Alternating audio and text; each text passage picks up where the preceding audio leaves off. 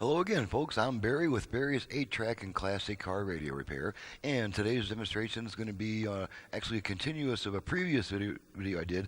This is a Ford quadrasonic AM/FM 8-track player, and a customer sent it in to get the upgrade, to get the conversion done to greatly increase the output power, and he also wanted to add a Bluetooth, a USB reader, and the line input to the package, and then he also had this. Just back up a little bit here so you can see my special box. This is my master input-output box that I offer for an additional charge. It's got line outputs for all the 4-channel amplifiers. It's a left, front, right, rear, and also a subwoofer output, and that's that little yellow jack right there. And then these two are just for the aux input. And this is a kind of a handy box on the end of a 1-foot cable that you can kind of so that you don't have to worry so much about being able to get to the chassis to plug stuff in. This box hangs down about a foot and much easier to get to. And so today's going to be pretty much a full up test. This customer requested almost the full package, and if this were not a quadraphonic unit, it would have been the full package of all possible options. The exception on these quadrasonic units is to maintain true quadraphonic output on the 8-track section requires basically 2 conversion modules, or at least a separate power amplifier for the rear channels at a considerable cost of $250 extra on top of the conversion and all the other bells and whistles. So it's not too it's pretty much excusable that a customer would not be too worried about the quadraphonic part, because quad tapes are pretty limited in selection, and also they're getting quite expensive, going anywhere between $20 and $75 for a quad tape. So for most folks, especially car owners, the standard stereo 8-track tapes is just fine. So we're going to go ahead and power this puppy up. We're going to demonstrate all the functions and make sure they all operate properly before we send it back to the customer. And so let's go ahead and turn this thing on. And the reason I called it uncooked is because I love the way. Now the first thing you might notice when I go to do the front and rear fader is that the front speakers are going to sound really tinny. That's because of my sound system. I wanted to make the front speakers sound different than the rear speakers, so that the listener can tell that the signal has indeed shifted, from front to rear when we work the fader control. So if the front speakers sound tinny, that's why we don't want the front and rear speakers to sound just like each other, because that way you wouldn't be able to tell if the signal actually shifted. So go ahead and turn this up a little bit. I'm going to zoom in. And what I'm going to do right now is, first thing, I'll just test the dial light, make sure that's working. I'm just going to flash it on and off a few times, and you can see the dial light flashing in response to my command. Okay, and now we're going to tune across the FM dial, make sure we get a decent number of FM stations.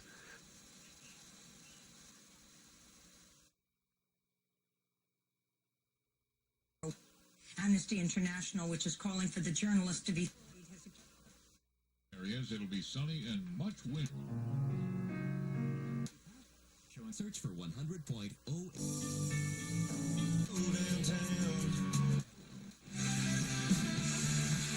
Cattle Country 94. Not Jay Sekulow. I mean, sorry.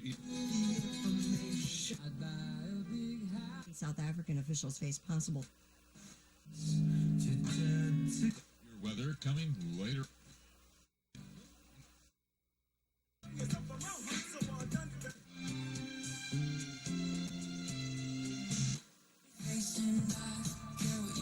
Liberty Mutual saved me from.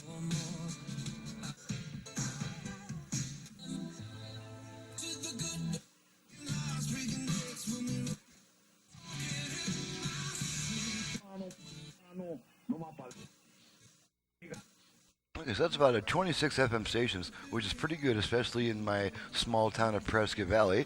So let's go ahead and set one of the push buttons and make sure that works. We'll just go ahead and set the center push button to this little talk station that's coming in right now. Switch away from it. Switch back to it. We got a little problem with the tuner clutch. There we go. Let's try that again. There we go.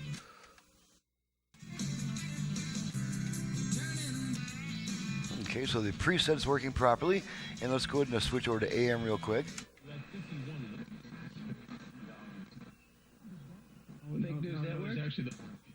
Retweeted the broadcast. And probably get one or two more stations down this way on the AM band.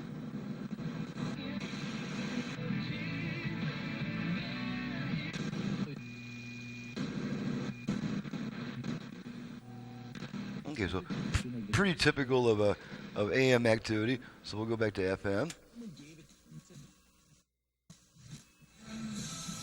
And incidentally, I put a little bit larger of a dropping resistor on the FM stereo indicator so that it's not quite as bright, but it'll last much longer that way.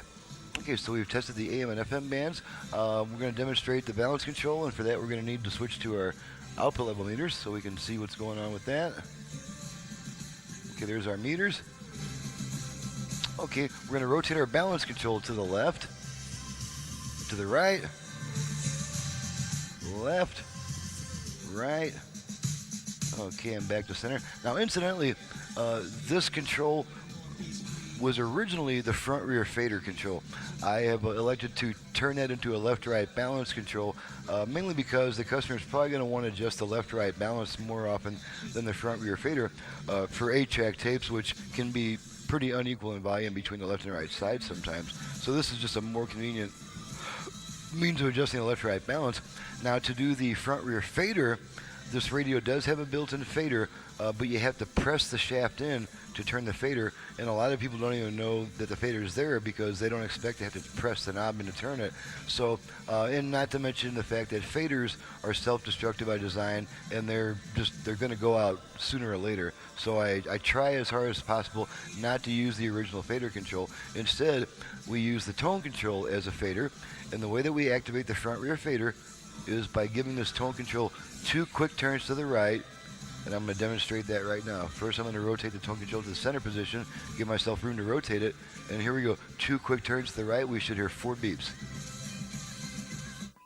There's our 4 beeps. Okay, and now this same control is adjusting our front rear speaker balance. There's the rear, the front, rear.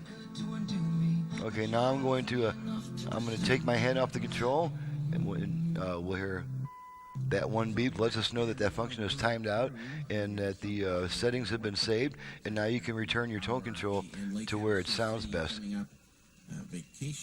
Okay, next on the agenda, let's go ahead and pop in an 8-track tape and run it through a few program changes. And this is a good chance for me to show you how much brighter I can make the 8-track sound. And in fact, I'm going to go ahead and turn the tone control down before I even put the tape in, because you're just not going to believe the amount of treble I can put into your 8-track player. 8-tracks are notoriously lacking in treble, especially after they've been played, several times, and they start to shed their oxide and the high frequency response drops. So I have designed my tape head preamp board to be capable of much brighter sound. And so let's go ahead and pop the temps in, and we can probably go ahead and get our meters out of there, bring our unit back in the foreground, pop in some temps.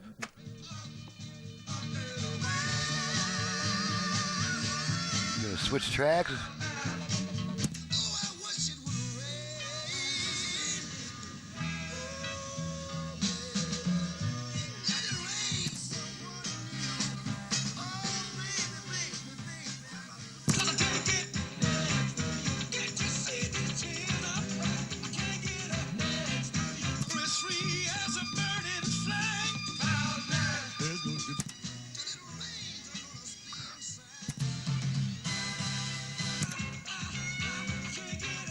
Okay, now this tape is still pretty bright sounding, so I didn't have the tone control, up very high to bring out the treble. But as soon as we get another piece of music playing here, there we go. Let's something with a little more action.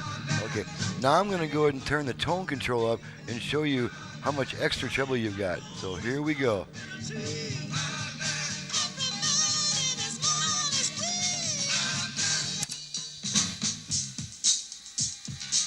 Now that's ridiculously tinny, but on older 8-track tapes, you're going to want that extra treble that you can bring out of it. So since this is an actual good sounding tape, we're going to back our tone control off to where we get more bass.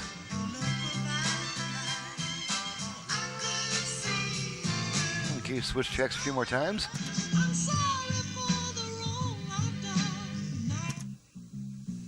One of my favorite songs of all time.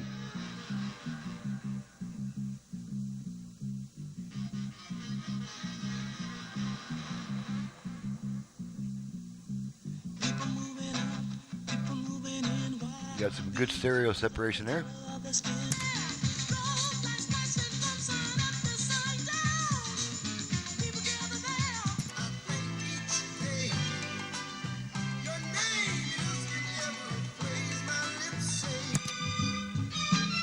Okay, so we've confirmed that the 8-track function is working just fine.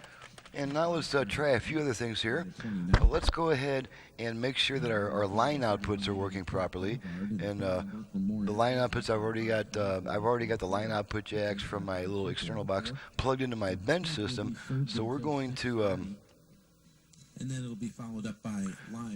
gonna cut to my spectrum analyzer system, and there she is. And then you can see the audio waves changing in response to what you're hearing. And let's get a little more action on the dial. Some little music somewhere. $9. Okay, there's some music. And we're just going to once again work our tone control to the left. To the right. Left. Right. Okay, and back to center. And I haven't yet installed a dedicated analyzer to test the subwoofer output. So for the time being, I'm just going to use the right front, and that'll be the scope on the bottom left-hand corner there to test the subwoofer output. Okay, you see the signal dropping off because I unplugged it. Now we're going to plug it in the subwoofer output, and you see we get a wave again. Now I can tell by the way the wave looks that the highs have not been filtered out on the subwoofer output. That won't hurt anything because the speaker simply won't pick up the trouble that might be there. Subwoofers simply won't vibrate those frequencies. But it's a nice little thing that you can also use the subwoofer output as just a standard mono output to feed into a power amplifier. If for some crazy reason you want a mono output, then that subwoofer also serves as a full range mono output. So all that stuff being stated, let's go ahead and get rid of these cables here so we can move on to some other tests. There we go. And the last thing to check would be the Bluetooth and the USB functions. And just as soon as I can get this stuff unplugged here and stowed away, then we're going to go on with that. Alrighty. Okay, back to our, let's see, let's go ahead and bring our output level meters back into the picture. Bring our unit back in the corner. There we are. Okay, now we are going to test the USB reader. And the USB basically is just a little dongle coming out of the back of the unit. I'm going to plug a USB stick into it, which has my radio commercial on it, and we'll just make sure that it starts playing when we push the stick in. Here. Okay, there's my commercial. As you can see, it automatically switched over. Let's unplug the USB stick, and the radio comes back on, so that's all cool. And now we're going to activate the Bluetooth function, and I'm not going to go to all the time of actually pairing it with a Bluetooth device. I'm just going to activate the function, and if a female voice comes on saying ready to pair, we know that the Bluetooth is working properly. So let's go ahead and try that. Ready to pair. And there's a female voice saying ready to pair. Now this unit is now trying to pair with a Bluetooth device, and if I had a device ready to go here, it would pair with it and start working with it. I'm not going to pair it with anything, and so in about 40 seconds, the female voice is going to come back on saying pairing not completed. And that basically runs the unit through the entire battery of tests. We've tested every single function on the unit. It's all working properly, and now you can get a better view of my little master input-output box if I can figure out how to do it with the cameras. back off a little bit. So there's a little master in-out box that you can plug power amplifiers and your auxiliary inputs. Oh, that's right. We have not tested the aux inputs. Let's test the aux inputs real quick. And all I'm going to do here is I'm going to feed a tone into the auxiliary input and make sure that it switches away from the radio and to the aux input. So it's not going to be very exciting to listen to. It's just a tone.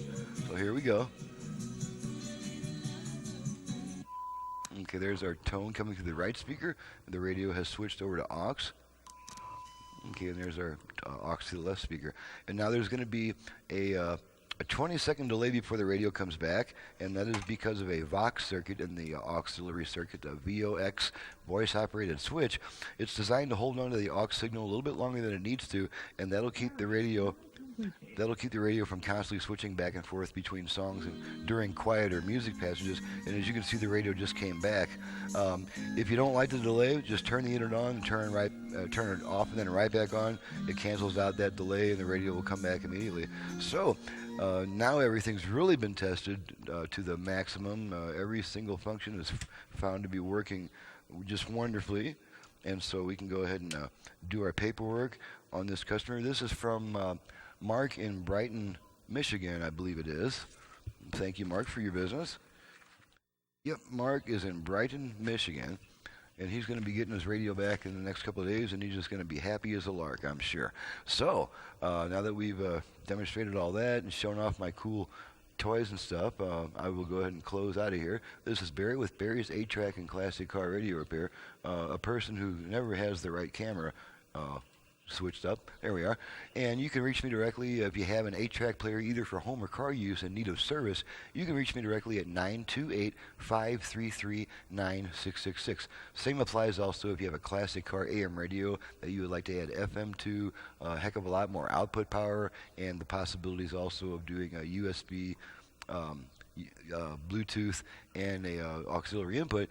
You can contact me for those reasons also. Once again, my number is 928-533-9666. My website is in the description below. Thank you very much for watching and listening, and we'll see you next time.